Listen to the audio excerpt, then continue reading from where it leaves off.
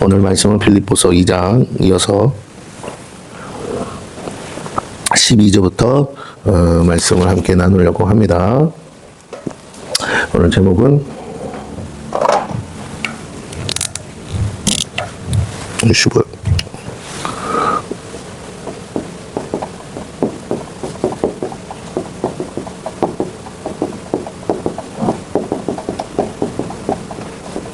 너희 안에서 행하시는 이라는 제목으로 함께 말씀을 나눌 건데요. 우리 13절 말씀 다시 봅니다. 함께 합독합니다. 13절 다 같이 읽습니다. 시작. 너희 안에서 행하시는 이는 하나님이시니 자기의 기쁘신 뜻을 위하여 너희에게 소원을 두고 행하게 하시나니. 아멘.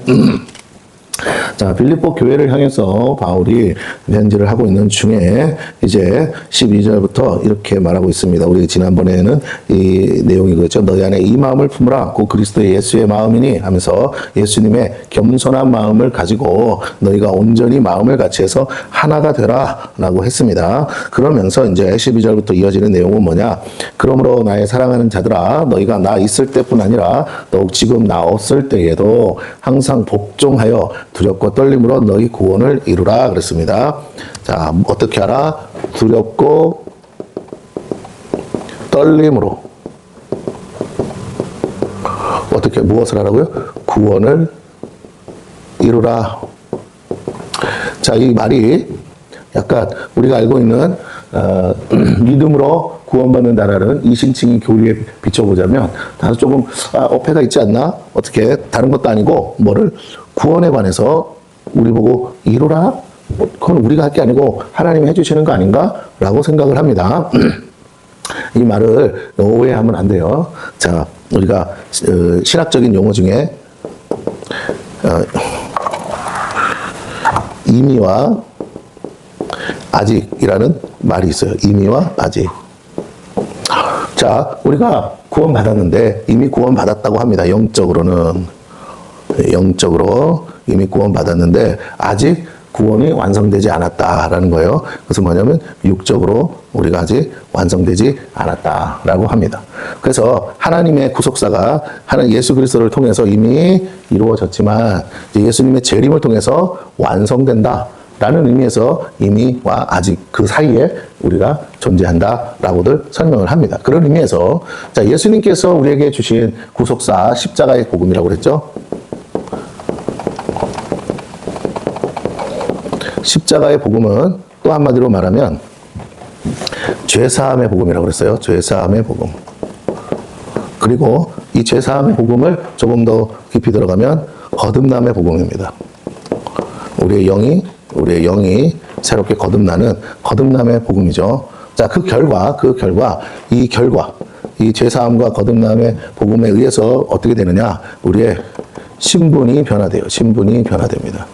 그래서 우리가 하나님의 자녀가 되고 백성이 되는 축복을 누리고 동시에 그 결과 우리가 하나님의 기업, 우리 자신이 또 하나님의 기업이 될 수 있어요. 그리고 그 기업을 또한 상속받게 되죠. 그래서 그 상속의 결과로 우리에게 뭐가 주어진다? 새 예루살렘이라고 그랬어요.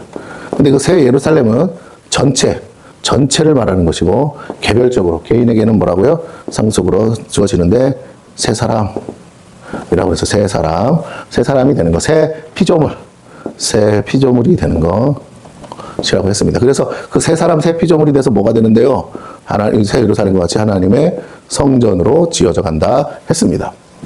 자, 그런 의미에서 이 성전으로 지어져 간다.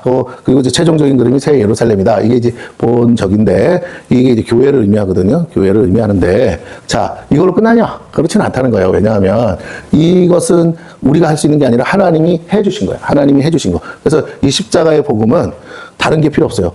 100%야, 100%. 우리에게 주신 것이 100%야. 그래서 무엇이 100%냐? 예수님이 안 하고, 그리스도의 의가 100%가 되었다라는 겁니다. 이걸 정확히 머릿속에 있지. 그리스도의 의가 우리에게 100%로 주어졌기 때문에 우리가 의롭게 살아서가 아니고 예수님의 의가 내게 덧입혀졌기 때문에 그게 100%란 말이에요. 그래서 구원하시기에 조금도 부족하지 않아요. 그래서 우리의 모든 죄가 사함받고 우리가 온전히 거듭났으므로 우리의 영은 100%야. 여기까지는 아무 문제가 없어요. 그런데 문제는 제가 늘 얘기하죠. 영의 구원은 이루어졌는데 아직 뭐가 이루어지지 않냐? 혼의 구원이 이루어지지 않았어요. 그래서 필요한 게 천국 복음이라는 거예요.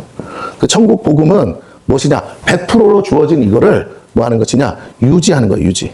이건 우리 몫으로 주셨어요. 다시 말할게요. 구원에 관해서 의를 이루는데 100%의 의는 예수님이 주셨어, 이미. 이건 여기서 이미 다 끝났어요. 우리가 할 게 아무것도 없어. 보탤 것도 없어. 그런데 문제는 그 100%의 의를 유지하는 데 있어서 필요한 복음이 뭐냐면 천국 복음이라는 거예요. 어떻게 유지하느냐? 내가 의로운 삶을 살아서 그래서 거기다가 충전시키는 거냐? 아니라니까요. 100%인데 뭐가 충전이 필요해? 이미 100%로 다 쳤는데. 그러면 더 이상의 나의, 잘 보세요. 더 이상의 나의 의는 존재하지 않아. 나의 의는 필요가 없어. 그걸 필요하다고 생각하고 자꾸 의를 보태려고 하는 그 의가 자기 의라는 거예요. 이 자기 의는 있었어도 안 되고 요구되지도 않아요. 자기 의는 우리가 생각하면 안 돼. 유지한다는 건 뭘까? 이미 100%가 됐는데 이 세상 사는 과정 속에서 우리가 이제 주님 나라가 완전히 이루어지는 그 간극 사이 있잖아요. 그 과정 속에서 뭐가 있냐? 방해를 받아요. 그리고 우리가 소위 말하는 미혹을 받아요.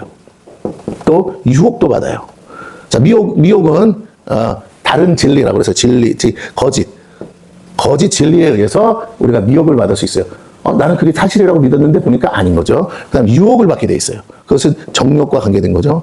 욕심. 우리의 욕심과 관계된 거예요. 그래서 유혹을 받게, 우리 안에 욕심이 있어요. 이건 사라지지 않아. 그러니까 욕심이라는 말을 이제 좀 부정적으로 말하면 욕심이고 긍정적으로 말하면 디자이어, 욕구라는 거예요. 우리가 욕구가 없으면 안 돼요. 하나님이 주신 거니까. 단지 그 욕구를 건강하게 쓸 줄 모른다는 데 있는 거예요. 즉, 이게 적당하게, 적절하게 쓰지를 못해. 그냥 항상 뭐든지 과도한 거죠. 그러니까 그 욕심이 되는 거예요. 그래서 계명에 있는 게 뭐예요?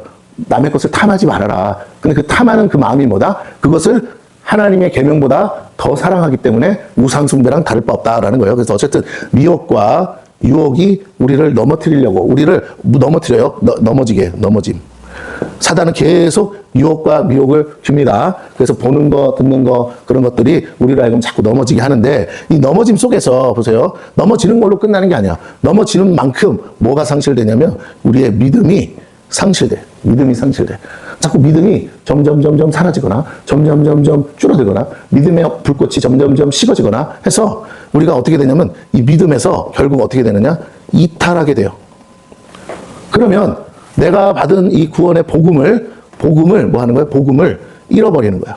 복음을 잃어버려. 교회를 다니다가 교회를 나오지 않는 대다수의 사람들은 미혹과 유혹을 받고 거기에 더 나아가서 시험도 받아요.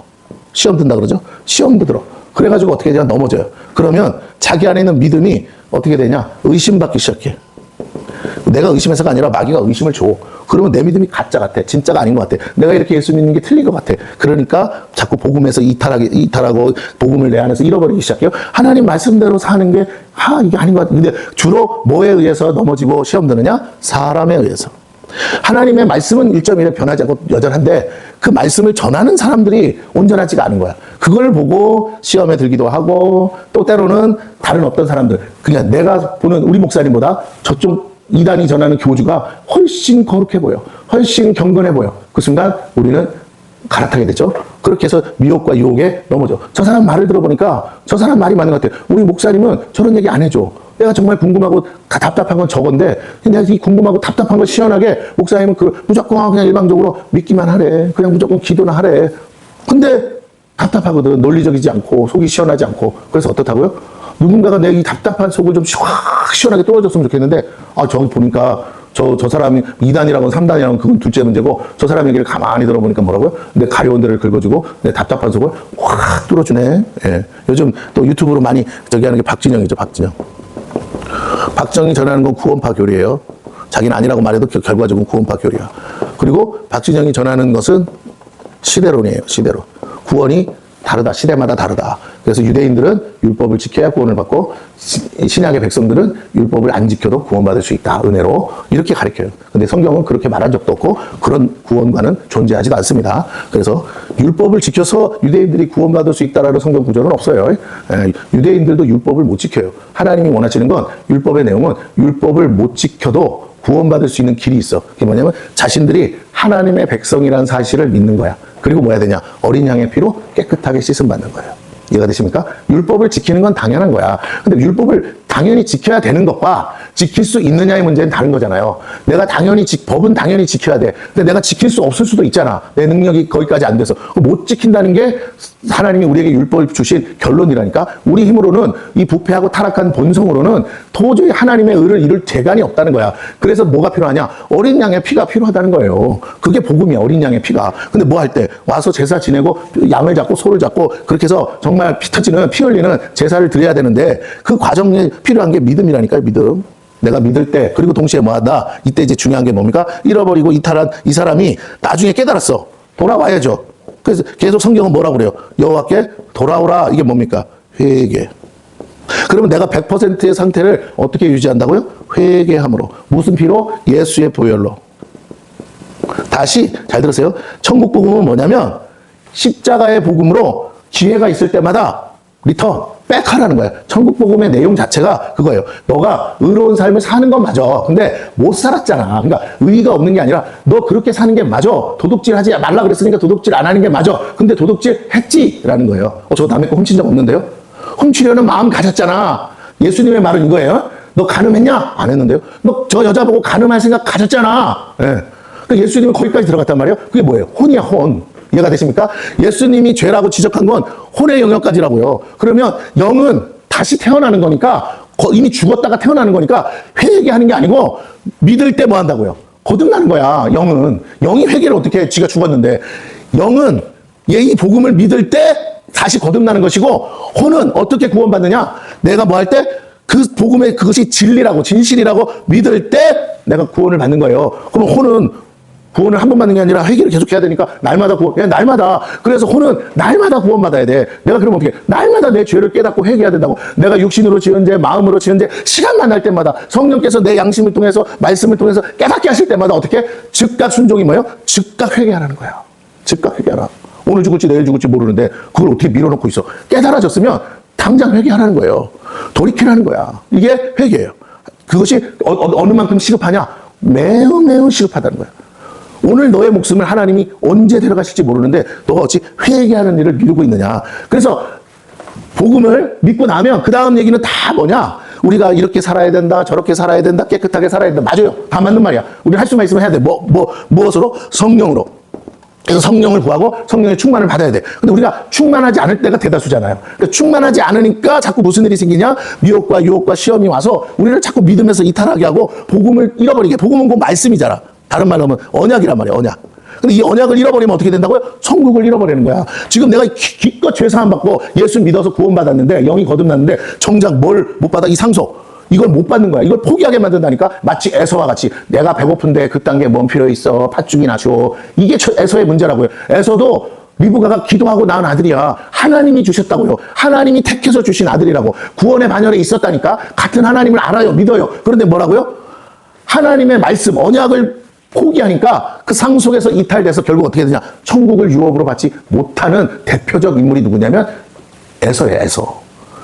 이스마엘과 이삭은 완전히 다른 개념이에요. 이스마엘은 약속이 없는 자녀고 이삭은 약속이 있는 자녀. 근데 그 이삭의 약속이 있는 부모를 만났잖아. 그러면 부모 밑에 있는 자식들도 다 약속이 있어요? 다 약속이 있죠. 그 약속 있는 부모가 하나님께 구해서 하나님이 쌍둥이를 주셨어. 다른 애도 아니고 쌍둥이야. 둘 다 똑같이 생겼어. 그러면 똑같은 약속을 받아야 되는데 왜 한 놈은 택함 받고 한 놈은 택함 받지 못했느냐? 이 말은 다시 말하면 한 놈은 뭐라고? 믿음으로 반응하고 자기 의의가 없어요. 얍삽하고 사기꾼이야. 그런데도 그는 뭘 믿었다? 하나님의 약속의 말씀을 믿었어. 그래서 믿음으로 구원을 받는데 에서는 뭐라고요? 그 약속의 말씀을 버렸어. 믿지 않았어. 그 결과 상속을 받는 데서 장자권을 잃어버렸다는 거야. 장자권을요. 이게 중요한 거야. 그 장자권이라는 의미가 천국을 상속받는 걸 얘기하는 거란 말이에요. 상속자는 장자여야만 되니까. 믿음의 장자가 누구냐가 중요한 거야. 야곱이 의로운 자냐가 아니고 우리는 다 야곱 같은 족속인데 그 야곱이 구원받을 수 있었던 건 오직 뭐라고? 약속의 말씀을 그는 옳은 자가 아니야. 그러나 그는 믿은 자가 됐어요. 그래서 하나님은 옳게 행하지는 않았지만 그거 회개하죠. 다 나중에 말년에 다 회개한다고. 근데 그가 뭐하기에 끝까지 믿었기에 뭐라고요? 그는 의로운 자의 반열에 들어가게 됐다는 거예요. 그럼 그가 뭐 할 수 있었기 때문에 또 회개할 수 있어요. 그는 끊임없이 사고 쳐요. 그러나 돌이켜서 뭐 한다고요? 회개해요. 야곱이 회개 안 하는 게 아니야. 그래 회개해. 문제는 야곱 같은 삶이 곧 우리의 삶인데 우리는 회개하고 돌아서도 또 짓고 회개하고 돌아서 또 짓는데 그래도 희망이 있고 소망이 있는 건 뭐라고? 천국 복음이 뭐라고 말하냐면 네가 하나님께로 돌아가서 다시 예수의 보혈을 의지해서 네가 다시 네 죄를 씻으면, 이제 우리의 영은 아무 문제 없어. 우리의 혼에 자꾸 죄로 인해서 죄를 짓게 만드는데 네 혼을 구원하기 위해서 자꾸 예수의 보혈로 씻으며 회개하면 다시 100%의 상태로 뭐 하느냐? 리셋된다. 리셋된다. 이게 복음이에요. 이게 이제 중요한 겁니다. 자, 그래서 우리가 의로운 행동을 합니다. 의로운 행동을 하다가 또 죄를 질 수 있죠. 그런데 하나님의 복음은 뭘 얘기하느냐? 그럴지라도 그 순간에 회개하고 곁길로, 잘못된 길로 가던 걸 빻고 리턴해서 다시 제대로 된 길로 가려고만 하면 유효하다는 거예요. 유효하다. 세상 사는데도 내가 의롭게 살다가 유혹이 와서 실수할 수 있잖아요. 넘어질 수 있잖아요. 그래도 뭐라고? 네가 회개하고 예수의 보혈을 믿고 돌아오면 나는 여전히 너를 향한 그 계획을 중단 없이 끌고 가겠다는 거예요. 그게 이제 더 나가서 세상에 영향력이 있어. 내가 예수 믿고 목사든 장로든 뭐든 다 열심히 살다가 어느 날 실수했어. 어느 날 잘못했어. 어느 날 짓지 말아야 될 큰 죄를 졌어. 그래도 복음 안에서 뭐냐면 네가 제대로 회개하고 제대로 원래 사명대로 다시 빠꾸해서 가려고 하면 하나님은 그 죄 없는 걸로 생각해 줘. 세상은 다 기억할지라도 하나님은 기억하지 않으시고 뭐라고?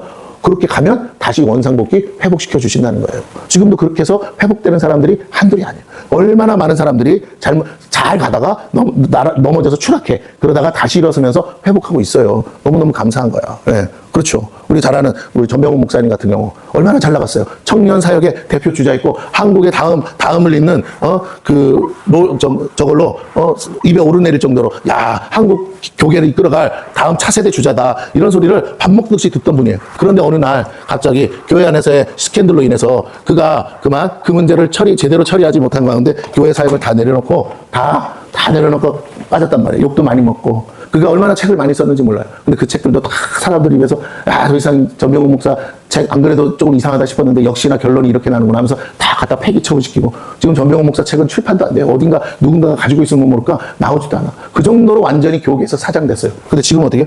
그래도 교회를 새로 했어요. 조용히 말없이 그냥 했어. 욕을 먹으면서 네가 어떻게 교회를 개척할 수 있냐. 그래도 했어. 그래가지고 어떻게 되냐. 여러분 보세요. 마음을 돌이키고 다시 이제는 그런 스캔들 문제 없어. 깨끗하게 하는데 지금 어떤 일이 생겼냐. 교회를 홍대 세교회라고 이 교회를 했어요. 개척을 해서 조그맣게 시작했어. 근데 이제 점점점 늘어서 그래도 한 100에서 한 200명 정도 모여서 예배 드리는 것 같더라고요. 그렇게 가고 있다가 홍대 앞에다가 해서 이렇게 했는데 그 같은 교단 안에 어느 목사님이 이제 하다가 당신이 이제 은퇴를 해야 되는데 후임자를 못 정했어요. 근데 마치 교회 건물이 있어. 건물은 너무너무 좋아. 엄청 크고 좋아. 지금으로 하면 값이 그 서울 땅에 있는 거니까 얼마나 비싸겠어요. 몇백억은 그냥 저절로 하는 그런 건데 이 건물 근데 교인이 줄어버렸어. 교회가 잘 가다가 교인이 반쪽이 났어. 그래가지고 후임자 이렇게 하기도 어렵고 뭐 어쩌고저쩌고 약간 상황이 어정쩡하게 됐는데 이 목사님이 평상시에 그래도 잘 보고 있다가 이 전병훈 목사님한테 너 나 대신 이 교회 와서 이거 다 인수하고 다 우리 교인들 다 데리고 같이 교회 두 교회 합쳐가지고 해볼 생각 없냐? 해서 마침 여기도 이제 그런 교회 사람이 늘어나니까 교회 자리를 찾고 있던 중에 그 교회로 가게 돼. 그 교회는 한 400석 돼요. 한 500석 되나? 그 건물을 돈 한 푼 안 들이고 그냥 공짜로 통째로 그냥 인수 받았어요. 그 목사님은 은퇴하고 물론 이제 뭐 원로 목사로 대접을 해주겠죠. 그럼 어쨌든 그렇게 해서 그 교회를 이게 합쳐지니까 이제 교인 수가 늘어나겠죠. 그래서 합쳐가지고 왜냐면 이 남아있던 교인들 가지고는 그 교회를 유지할 수가 없으니까 부흥도 안 되고 그래서 이렇게 됐는데 졸지에 건물 생기고 사람 늘고 지금 그래서 이제 유튜브 영상에 보면 이제 예배당이 바뀌었어요. 예달에 드리던 곳에서 새로 바뀌어서 이제는 그 본 예배당에서 열심히 하는데 막 또 지금 막 부흥하고 있어요. 하나님께서 하나님의 뜻을 알면 실수할 수 있고 죄 지을 수 있고 잘못할 수 있고 넘어질 수 있으나 하나님은 하나님의 은사는 후회함이 없다고 그랬잖아요. 하나님의 부르시면 후회가 없어요. 그가 마음을 돌이켜서 다시 제자리로 가면 어떻게 하시냐. 하나님은 그를 향한 계획이 있었기 때문에 또다시 그를 통해서 하나님의 일을 이루시느라고 하나님이 들어 사용하시나요. 그걸 안 좋게 보는 목사들도 있을 거고 안 좋게 보는 성도도 있을 거예요. 왜?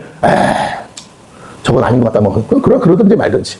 네, 저번에도 얘기했지만 우리 박영선 목사님도 뭐 40억 얘기 때문에 온 교계 아래 실망과 사람들에게 마음 욕도 먹고 그러셨는데 그러고 나와서 조용히 개척을 하셨어요. 조용히. 근데 뭐 조그맣게 하셨겠죠. 근데 사람들이 모여서 지금 뭐 대충 보니까 한 200~300명 모여서 예배를 드리는 것 같은데 문제는 교회가 나름 안정되고 말씀을 들어보니까 그 아들 목사가 담임인데 말씀도 잘 전하시더라고. 근데 아마 세간에 보는 눈이 있으니까 잘 보세요. 전에는 전혀 그런 거 신경 안 쓰다가 이제는 세간에 보는 눈이 있으니까 어떻게 해요? 조금이라도 꼬투리가 잡히면 이제 진짜 사람들의 보는 눈으로 가시광선으로 보기 때문에 조금만 일탈을 해도 이제 뺏어박도 못해. 사람들도 안 갈고. 근데 그렇기 때문에 더 철저하게 뭐 한다고요? 그들은 조심하고 말 조심하고 행동 조심해서 교회를 세워가는데 최선을 다할 거예요. 그 박영서 목사님, 내가 조금 말 실수했는데 이게 이렇게 일파만파 크게, 그러니까 많은 신학 후배들이 보던 책 다 갖다 버리고 다 치워버리고, 박영서 목사님 존경했는데 결국 민낯을 저런 거구나 하면서 실망했단 말이에요. 그런데 이제 다시 사람들이 왜 모이겠어요? 말씀 좋으니까. 잠깐 실수한 건 실수한 거지 뭐. 그러면 나름대로 내가 잘못했구나, 실수했구나 회개하는 마음 갖지 않겠어요? 어쨌든 다시는 그런 얘기는 안 할 거예요. 돈 얘기도 안 하고. 그리고 본인이 더욱더 한번 추락한 이미지를 다시 회복하려면 더 선한 일을 많이 해야 될 거예요. 하나님은 이런 식으로 전화위복을 이루실 수도 있어요. 얼마든지. 문제는 우리가 정죄하고 판단하고 지적하기 전에 회개하도록 권면하는 일이 교회 안에 있어야 되고, 권면해서 회개하면 다시 세워야 되고, 다시 세워서 일꾼들을 다시 해서 하나님과 회복해야 돼. 마귀가 원하는 거 완전히 매장시키는 거야. 그러나 교회는 그렇게 하면 안 되죠. 다시 세워야죠. 다시 이렇게 세워야죠. 다시 부족하면 해야죠. 왜? 마가도 부족한 사람이었어요. 성교 갔다가 중도 포기한 사람이야. 바울이 다시는 얘랑 같이 안 한다 어쩐다 했던 사람이, 바나바가 그래도 한번 봐줘라, 또 이번에 갈 때 같이 가. 근데 결국에는 깨졌어요. 오죽하면 바울과 바나바까지도 등지고 말았어요. 그런데 나중에 보면 복음서에 보면 뭐라고요? 바울이 마가를 찾아요. 그러면서 마가 이미 화해는 된 거고, 뭐예요? 바울이 이제 좀 더 성숙해져서 이제 어른스러워지니까, 그때는 젊어서 혈기가 많았다가 이제는 마가를 용납해요. 그리고 마가 스스로도 변화됐어. 마가가 뭘 썼습니까? 마가 복음서를 쓰잖아요. 그래서 그 정도로 이제 마가도 이제 어렸을 때는 그렇게밖에 못했다가 이제 성숙해지면서 복음을 더 깨달으면서 뭐라고요? 어른스러워졌겠죠. 그러니까 바울과 함께 선교하는데 오히려 도와주는 동역자가 될 수 있었다는 거예요. 그만큼 우리가 좀 더 과정 속에서 여러 가지가 있는데, 결과적으로 10번이냐 100번이냐의 문제가 아니라 한 번도 안 하면 좋겠지만 우리는 다 연약하기 때문에 그럴지라도 천국 복음을 가지고 우리는 끊임없이 다시 다시 회개하고 돌아가고 회개하고 돌아가는 일을 중단 없이 해야 돼요. 크든 죄든 작은 죄든, 드러난 죄든 드러나지 않은 죄든, 사람들이 알든 모르든 우리는 하나님 앞에서 계속 회개하고 하나님의 뜻을 찾아서 가야 될 줄로 믿습니다. 그게 뭐냐? 아까 말한 것처럼 뭐라고요? 두렵고 떨림으로. 이 두렵고 떨리는 마음을 한마디로 뭐라고요? 여호와를 경외하라. 그럼 여호와를 경외하라는 말을 좀 더 구체적으로 말하면 뭐라고요? 하나님은 살아계신다. 네. 그런데 그 하나님은 어떤 분이라고요? 하나님은 심판자예요. 하나님은 심판하셔요. 그렇기 때문에 우리 하나님 앞에서 반드시 피할 수 없이 심판받게 되어 있는데, 그러면 우리가 언젠가 하나님 앞에 서게 되어 있는데 어떻게 해야 돼요? 두렵고 떨림으로. 하나님을 만날 걸 대비하라는 거예요. 하나님을 대면할 준비를 하는 거예요. 그래서 여호와를 경외하라. 너 속일 수 없다는 거예요. 하나님을 속일 수 없다. 그러니까 그래서 어떻게 구원을 이루라. 이때 구원은 어떤 구원이에요? 혼의 구원. 이 혼의 구원을 온전히 이루어라. 혼의 구원을 이루는 방법이 다시 뭐라고요? 회개하는 것이다. 예, 그래서 어떻게 해야 된다고? 회개해서 언약 안으로 들어가라. 이걸 다른 말로 하면 뭐라고? 구속사 안으로 들어가라. 예수 그리스도 안에 있어라. 자꾸 그 말씀 안에 있어라. 복음 안에 있어라. 너의 삶을 네가 마음대로 살고 싶은 대로, 그거 네가 살고 싶은 대로 사는 것을 하나님이 지원하시는 게 아니고, 이제부터 너는 핏값으로 샀어. 근데 네가 네 게 아니야. 네 생명도. 그래서 누구 거? 예수의 것이야. 그래서 네가 뭐 해야 되면 예수님의 공생애를 내가 어떻게 해야 된다고요? 채워야 돼. 얘 안에 예수가 살기 때문에 나는 죽고 예수가 살아. 그럼 예수님은 여전히 뭘 살고 싶어? 그 공생애를 살고 싶어 해. 그러면 내가 그 예수님이 살아계시다면 살아셨을 공생애를 내가 채우는 거야. 이걸 뭐라고요? 이걸 내가 예수의 제자로 사는 거라고 해서 제자도라고 하는 거예요. 내가 철저히 나를 포기하고 예수님화 되는 거야. 그래서 그리스도를 닮아라 그러잖아. 그리스도의 장성한 분량까지 가라. 내가 이제 작은 예수가 돼서 내 삶의 바운더리, 저번에 얘기했지만 내가 있는 이곳이 땅끝이라고 생각하고 복음 전하고 영혼 구원하는 일을 위해서 내가 제자의 삶을 살아야 된다. 너희는 가서 모든 족속으로 아버지와 아들과 성령의 이름으로 세례를 주고 내가 너에게 가르쳐 분부한 모든 것을 다 지키게 하라 그랬잖아요. 그러니까 우리는 그 예수님의 그 위대한 명령을 우리는 수행해야 돼요. 우리의 의무야. 이걸 안 하고 천국 갈 생각을 하면 안 돼. 잘하냐 못하냐의 문제가 아니에요. 할 거냐 안 하냐의 문제야. 하겠다는 거는 믿음 있는 거야. 못할 수 있어. 그러나 하겠다는 마음은 가져야 돼. 그래서 애를 써야 돼. 근데 우리가 아예 마음도 빼. 나는 못하니까 난 안 할 거야. 그러면 그는 하나님과 아무 상관없는 사람이 된 거예요. 예수님이라는 그 포도나무 가지에서 내가 끊어진 거예요. 왜? 내 마음에 복음에 대한 동기가 없고 복음에 대한 순수한 열정과 그 순종하려고 하는 마음이 없다는 건 복음을 깨닫지 못한 거고, 복음이 뭔지를 모르는 거야. 구원이 뭔지를 모르는 거야. 죄사함이 뭔지를 모르는 거예요. 그 감격이 없는 거예요. 그냥 하도 떠드니까 그런가 보다 하는 거지. 아니요. 진짜 복음을 경험해야 되고 죄사함의 그 감격을 은혜를 경험해야 돼. 그래서 내가 그 죄사함을 경험하려면 어떻게, 내가 얼마나 얼마나 철저하게 뼛속까지 죄인인 것을 깨달아야 돼요. 그 다음에 예수님이 날 위해서 죽어주신 이게 정말 말도 못할 만한 큰 축복이 은혜구나. 십자가의 고통이 어떤 건지 우리는 경험해야 되고, 내가 이만큼도 아파 뒤지는데 뭐라고요? 예수님은 어떻게 그런 십자가를 지셨을까? 아플 때마다 생각해야 돼. 예수님의 십자가를. 주님, 그러면서 구원의 감격을 회복해야 돼. 아플 때 할 일은요, 고쳐주세요가 아니야. 우리 예수님 얼마나 아프셨을까? 우리 예수님이 날 위해서 죽으시는, 그게 왜 난 아무것도 아닌데, 하나님, 내가 그리스도의 고난을 내가 잠시 체험합니다 하면서, 그러면서 예수님의 십자가를 묵상하고 감격하고 기도해야 된다고. 주님, 내가 주님 뜻대로 못 살았네요. 정신머리 없어서 먹고 사느라고 땅의 것에 집중하느라고 내가 주님의 제자로 살지 못해서요. 사명 감당하지만 주님 용서하여 주옵소서. 정신 나갔습니다. 내가 진작에 죽어도 12번 죽었어야 되는데 아직도 정신 못 차리고 무엇을 먹을까 마실까라만 늘 염려하고 고민하고, 어떻게 하면 이 문제 해결할까? 아니요, 하나님, 사나 죽으나 이제는 오직 주를 위해 살겠습니다 하면서 우리가 두렵고 떨림으로 우리의 구원을 이루어야 되는데, 우리는 자꾸만 어떻게 하느냐, 편안한 삶을 추구한다는 거예요. 그러면 안 된다. 그러면서 뭐라고요? 13절 얘기하잖아요. 이제 너가 네 마음대로 사는 거 아니다. 잘 봐. 너희 안에서 행하시는 이니. 자, 너희 안이라고 그랬죠. 너희 안. 이게 두 가지야. 복수잖아, 너희. 그럼 교회를 얘기하는 거죠. 그 교회 안에, 교회 공동체. 교회 공동체 그 안에서 행하시는 분이 누구예요? 하나님이시다. 행하시는 이. 그 행하시는 이가 곧 하나님이시다. 그러면서 뭐 성령을 말하기도 하죠. 하나님이면서 동시에 성령이니까. 자, 그러면서 뭐라고 하냐? 자기의 기쁘신 뜻을 행하시는데 어떻게 행하신다고요? 자기의 기쁘신 뜻. 이게 뭐예요? 자기의 기쁘신 뜻이 그의 나라와 의. 네. 그의 나라와 의. 하나님은 자기의 기쁘신 뜻, 결국 그의 나라와 의를 위해서 너희 안에서 교회 공동체 가운데서 행하신다. 그럼 교회 공동체가 올바로 간다는 건 뭐예요? 내가 우리 교회가 그의 나라와 의를 위해서 사는 거야. 그게 하나님의 성령, 하나님과 성령께서 행하시는 일이라고. 내가 그 뜻을, 자기의 기쁘신 뜻을 못 찾았어? 그대로 안 살아? 그건 우리가 성령으로 사는 게 아니에요. 이 교회는 하나님이 일하시는 교회가 아닌 거예요. 하나님이 버리신 거야. 하나님이 떠나셨든가. 예. 하나님이 계시다면 어떻게 한다고요? 자기의 기쁘신 뜻을 위해서, 그의 나라와 의를 위해서 행하고 계신다고요. 당연히 우리는 어떻게 해야 돼? 그 행하시는 하나님을 따라 살아야 된다라는 의미이기도 하죠. 동시에 개인을 말할게. 개인. 너희 안이라는 거, 네 안에서. 그럼 어디요? 내 마음, 혼이죠. 마음. 이 마음 안에서 행하셔요. 그럼 하나님이 어떻게 하셔요? 자기의 기쁘신 뜻을 어떻게 하시냐? 내 혼과 마음의 생각으로 또 의지로 주신다고. 그래서 갑자기 내 원래 마음에 없는 하나님의 마음이 부어지는 거예요. 하나님의 마음이. 유튜브에 보니까 그 찬양을 작곡하신 분이 목사님이셔. 우리 있잖아요. 하나님 아버지의 마음이라는 찬양 있잖아요. 예? 아버지, 뭐죠? 찬양 어떻게 하더라? 마음 있는 곳에, 우리도 있기 원합니다. 그 찬양 있잖아요. 그걸 작곡하신 분이 있어. 그 작곡하신 목사님이 전라도 나주에 가서 개척을 했어. 근데 어떻게 개척했냐? 생짜로. 자기 가족이랑 개척을 했는데 하나님이 은혜를 주셔서. 그분은 그런 작곡을 할 정도니까 그 마음에 하나님 아버지의 마음이 충만하겠죠. 그래서 하나님이 은혜 주셔서 교인이 200명이 됐어. 그런데 이 목사님이 딱 보니까 내 역할 끝났다 생각하셨대. 왜?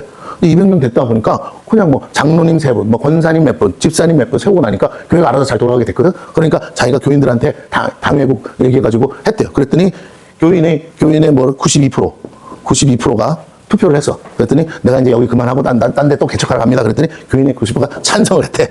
목사님 잘 가세요. 그래가지고 그러면서 나한테 돈 같은 거 안 줘도 돼. 다 필요 없고 나 그냥 나가서 개척할 거니까 내가 나가는 것만 허락해줘. 그래서 이제 여기 후임자가 오겠죠. 어쨌든 교회에 200명이면 자립이 된 거지. 아무 문제 없죠. 그러니까 자기는 자리를 비우고 내 사명은 여기서 더 키우는 게 아니야. 난 여기까지고 난 다시 또 개척해서 새로 할 거야. 그래서 이분이 다시 나가서 또 그 나주 근처 어디다가 무슨 나주 숲교회, 원래 나주 숲교회인가 그런데 거기서 또 다른 교회를 또 개척을 시작하셨대요. 자, 그 얘기를 유튜브에서 제가 들었어. 그런 거 인터뷰하러 다니는 유튜버가 있더라고요. 그러면서 보는데 은혜가 있더라고. 근데 그 목사님이 그 찬양을 했다는 거야. 그래요? 하나님은 어떤 분에게는 개척의 사명을 주셔. 그래서 그 마음을 이렇게 되면 보통은 못 떠나지. 그런데 그 마음 안에서 계속 성령이 두드리시는 것에 순종함으로 그 마음. 그거 누가 줬냐 이거? 하나님. 그래서 하나님의 마음. 그래서 또 다른 곳에서 또 다른 그 연약한 지체들을 품고 자기는 또 그렇게 개척해서 가겠다는 거예요. 선교적 마음을 가진 거죠. 이 교회는 뒷바라지도 할 수 있고 후원도 할 수 있겠죠. 그건 자발적으로 알아서. 그래서 나한테 돈 얼마 달라 그런 거 일체 없이. 네. 그래서 약간의 개척 멤버는 데리고 가겠지. 또 너무 생짜로는 안 하겠죠. 어쨌든 따라간다는 사람도 있을 테니까. 그렇게 해서 하시는 거를 내가 유튜브에서 봤거든요. 그래요, 여러분. 이런 좋은 목사님들이 있고 이런 좋은 롤모델이 있어. 보통은 부교육자 개척하면 도와주는 거 정도지 자기가 개척 안 해. 근데 이분은 자기가 개척하러 나가는 거예요. 나이도 저보다 좀 더 많으신 것 같더라고. 쉽지 않은 결정이지. 또 고생한다는 건데, 또, 그리고 그렇게 나간다고 해서 요즘 같은 때 반드시 잘 된다는 보장도 없어. 그분도 개척한 지 해가지고 한 10몇 년 되셨더라고요. 그래서 제가 드리고 싶은 얘기는 뭐냐?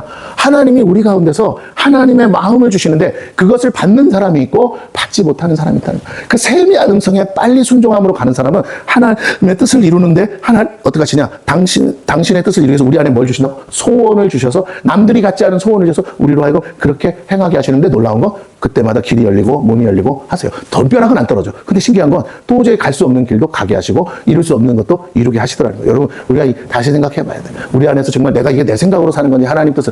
내 생각은 뻔해. 근데 왜? 나밖에 모르니까. 근데 하나님 주신 마음은 그 연약한 누군가를 섬기기 위한 마음이 가능성이 높아. 그게 전도든 그게 선교든 나의 필요가 아니라 누군가의 필요를 위해서 내가 기도하고 누군가의 필요를 위해서 내가 헌신하고 희생하고 내가 하나님 앞에 순종하게 돼 있어요. 그 열매가 나오거든요. 내가 가지고 있는 모든 거 다 내려놓는 거죠. 이 내려놓음이 없는 삶은 사실 엄밀히 말하면 하나님의 뜻이 아닐 가능성이 높아요.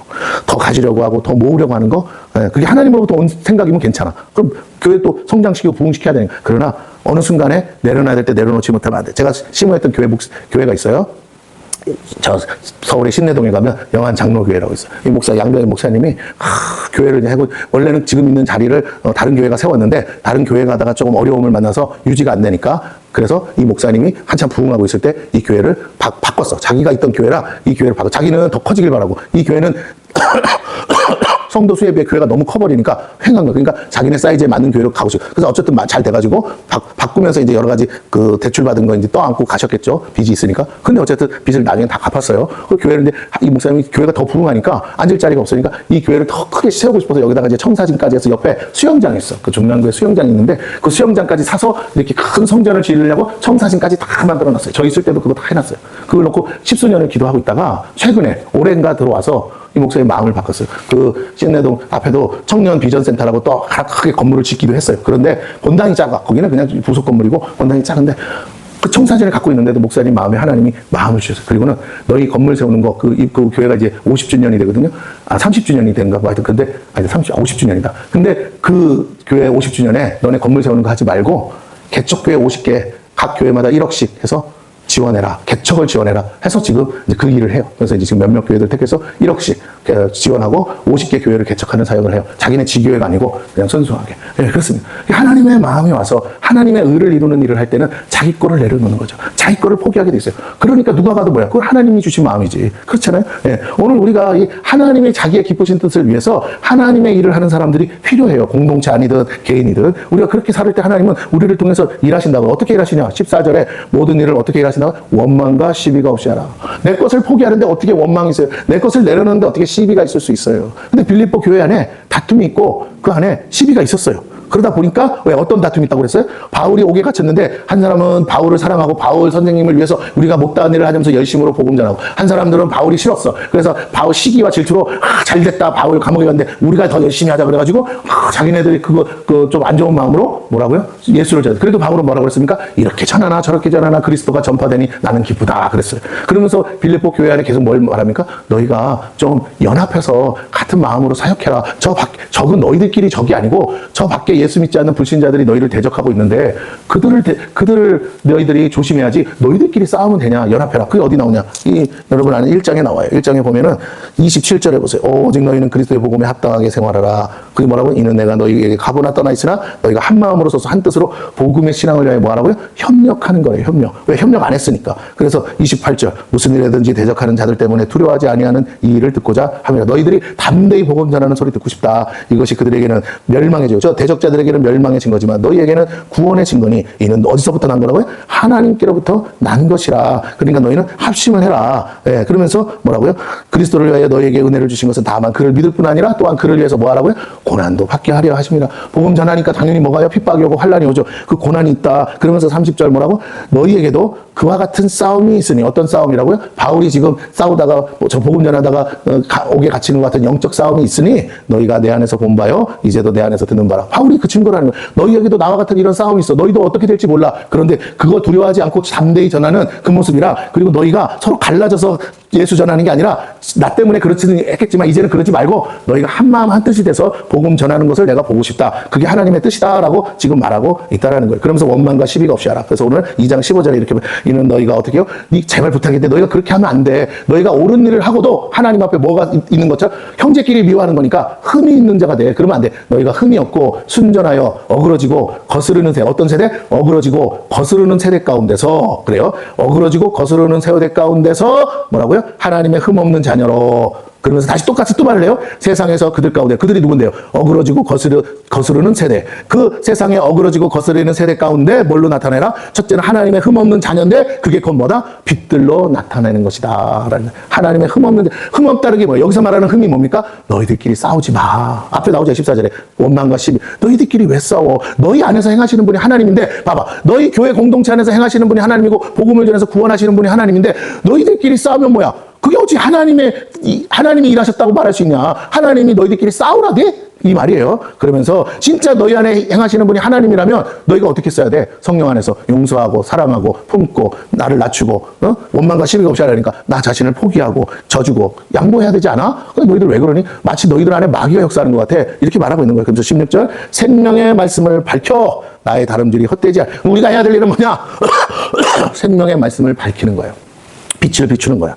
이 복음을 비추는 거야. 다만 전도하는 건데 어떻게 전도하느냐? 그냥 예수만 전한다고 다가 아니라 착한 행실을 통해서 세상 사람들이 부끄러워할 만한 착한 행실을 통해서 내가 그렇게 사는 이유가 이 복음 때문이라는 것을 밝히라는 거예요. 사람들로 하여금 생명의 말씀을 밝혀 나의 다름질이 헛되지 아니하고 수고도 헛되지 아니하므로 그리스도의 날에 내가 자랑할 것이 있게 하려 함이라. 너희가 완전할 수는 없지만 다시 회개하고 돌이키고 하면서 끊임없이 하나님의 선한 뜻을 위해서 이 복음을 전하는데 뭐라고요? 착한 행실, 빛과 소금의 삶을 살아라. 너희의 착한 행실을 통해 영혼들이 주께로 돌아온다. 그러면서 그렇게 하는 일에 어떻게 한대요? 바울이 만일 너희 믿음의 제물, 그 생명의 말씀을 밝히기 위한 그 일에 제물과 섬김 위에 너희들이 하는 그 모든 일에 내가 나를 전제로, 나 자신을 전제로 드린다는 거 제물로 드릴지라도. 이 말은 뭐예요? 내가 옥중에서 순교자로 죽어도 좋으니까 그 핏값으로 대신 나는 잘된 건 아니죠. 그러나 그 핏값으로 대신 너희가 잘 될 수만 있다면 내가 기꺼이 죽어주리다. 그러면서 뭐라고요? 나는 기뻐하고 너희 무리와 함께 기뻐하리니 이와 같이 너희도 기뻐하고 나와 함께 기뻐하라 라고 바울이 얘기를 하고 있습니다. 오늘 그래서 우리 제목 너희 안에서 행하시는 이가 누구라고요? 우리 하나님이신데 하나님이 행하시는 것 같은 열매가 있어야 되지 않겠느냐? 그 열매가 뭐냐면 너 자신을 죽여. 너 자신의 그것들을 내려놓아. 그리고 서로 마음이 안 맞고 그래도 서로 양보하고 사랑하고 하나 되려고 해. 그러면서 어떻게 해요? 두렵고 떨림으로 너의 구원을 이루라. 너희들끼리 싸우다가 어떤 일이 생기냐? 네가 예수는 믿었는데 그 형제를 미워하는 죄를 회개하지 않으므로 너의 구원이 만약에 이것이 파기가 되고 네가 결국은 마귀의 종로로 탄 죄로 인해서 천국에 못 들어간다면 이제까지 나의 다름질과 수고가 헛되지 않겠느냐? 너희가 싸워야 될 적은 저 밖에 있지 너희 안에 있는 게 아니야. 너희들끼리는 그렇게 하면 안 돼 라고 지금 바울이 강조해요. 오늘날 교회 안에서 끊임없이 다투고 싸우고 정말 사소한 걸로 서로 으르렁거리고 목숨 걸고 정말 인간적인 걸로 끊임없이 서로 물고 뜯고 여러분 천국 못 가는 죄예요. 회개하면 다행이겠지만 회개하지 않으면 다 천국 못 가는 내 발목을 잡는 죄라고요. 그럼 어떻게 해야 되냐? 회개하고 다시 돌이켜서 하나님이 우리 가운데 행하신다면 어떤 마음을 주실까? 아버지의 마음은 어떤 걸까를 깨닫고 그 아버지의 마음으로 주의 뜻을 이루어야 될 줄로 믿습니다. 부흥하는 교회의 가장 큰 특징은 뭐냐? 하나님 마음에 합한 거예요. 하나님 마음에 합하는 순간 온 교인이 하나님 마음에 합하고 그 안에서 우리 가운데서 하나님이 행하시면요. 부흥하지 말아도 부흥하죠. 문제는 다 마음이 제각각이라서 그래서 교회들이 한결같이 다 부흥하지 못하는 거예요. 왜? 그 마음 합치기까지 시간이 너무 오래 걸려. 그 연약한 성도들이 믿음으로 장성해서 장성한 분량에 대해서 마음을 합치려니까 너무너무 시간이 오래 걸리는 거예요. 누가 조금 하면 뭐라고요? 시기하고 질투하고 누가 조금만 잘나도 시기하고 질투하고 으르렁거리고 원수 맺고 서로 아니 밖에서 싸우라는데 자꾸 여기서 시한폭탄이 터지고 있으니 그래가지고야 무슨 수가 있겠냐는 거예요. 그럼 기도의 내용을 들어보니까 저 집사 때문에 못 살겠어요. 저 장로 때문에 저 권사님 때문에 난 교회 안 나올래. 하나님 내가 어떻게 했으면 좋겠습니까? 이 원수를 갚아 이러고 앉아 서로 싸우고 있으니 하나님 볼 때 기가 차고 과관이고 이놈의 교회를 내가 도와줘야 되나 말아야 되나 하지 않겠습니까? 오히려 그럴수록 품고 이해하고 덮고 넘어가고 사랑하고 용서하고. 그래서 하나님, 저분이 알지 못하여 저럽니다. 아직 연약해서 저렇습니다. 그래요. 내가 옳다고 주장한들 뭐가 있겠습니까? 그래봐야 문제만 커지고 서로 의만 상하고 교회 안이 분란만 가득한데, 하나님, 내가 참을게요. 내가 피할게요. 내가 져줄게요. 하나님, 그래요. 맞습니다. 어린아이가 떠든다고 어린이랑 같이 싸우면 말이 돼요. 그냥 떠들면 내쁘는 거지. 지풀에 지칠 때까지. 그래요. 하나님, 나는 내 사명 그냥 묵묵히 그러든지 말든지 욕을 하든지 말든지 나는 내 사명 감당할게요. 하나님 보시기 아니면 나를 옮기시든가. 그러나 그게 아니라면 나는 끝까지 감당하겠습니다. 이럴 때 하나님이요, 나를 보시고 역사를 일으키사 역사하는 마귀를, 그 배우의 역사하는 마귀를 때려잡아야 돼. 그 사람들 안에서 역사를. 그 사람을 공격하면 안 돼. 저 권사님이 왜 저럴까? 저 집사가 왜 저럴까? 아니, 저 성도가 갑자기 잘 먹고 왜 저럴까? 그럴 때 뭐예요? 사단이 유혹하고 충동질했구나. 또 시험 들어서 넘어졌구나. 믿음을 놓쳤구나. 하나님의 약속을 놓쳤구나. 마귀가 천국 못 가게 하려고 저렇게 발목을 잡고 있구나. 저 성도가 빨리 회개했으면 좋겠는데, 내가 당사자라면 가서 내가 권면한들 되겠냐고 주변에서 해줘야지. 그럼 옆에서 집사님 가서 좀 얘기 좀 잘 좀 해줘봐. 오해인 것 같은데 하면서 풀고 이해하고 넘어가야 되는데, 그것도 쉽지 않더라. 그래서 금방 안 풀리겠죠. 그래도 참고 가는 거야. 아무렇지도 않게 가는 거야. 오히려 얼굴 좀 낯짝 두껍게 뻔뻔하게 하고 사는 거예요. 언제 그랬냐는지. 나는 아무 문제 없다. 물론 그게 베리 꼴려서 싫어하셔도 돼. 그래봐야 자기 손해야. 그것 때문에 내 믿음을 잃으면 안 되잖아. 그것 때문에 내가 낙오자가 되면 안 되잖아. 오늘 많은 성도들이 그 별것도 아닌 것으로 믿음에서 이탈하고, 하나님의 이 천국에서 축복에서 이탈해서 예수는 열심히 믿는데 결국 자기 죄를 회개하지 않음 때문에 마음의 구원을 이루지 못해서 나중에 결국 보면 천국 못 가 있는 성도들 허다하게 많아요. 그래서 우리가 지금 이 시간 이걸 깨닫고 하나님 앞에 다시 회개하는 마음으로, 그렇습니다. 하나님, 내 안에서 행하시는 하나님, 우리 교회 안에서 행하는 하나님이라면 이러면 안 되죠. 나부터 변화되겠습니다 하고 우리가 기도하시고 승리하시는 저와 여러분 되길 바랍니다.